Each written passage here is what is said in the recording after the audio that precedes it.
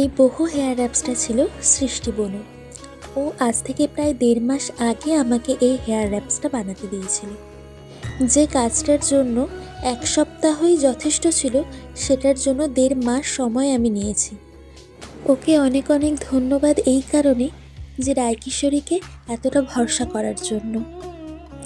মাঝে বহু অর্ডারও ক্যান্সেল করে দিচ্ছিলাম, তবে আবারও নতুন করে যাদের অর্ডার নিচ্ছি তারা প্রত্যেকেই আশা করি সময় মতো তাদের গহনাগুলো পেয়ে যাবে।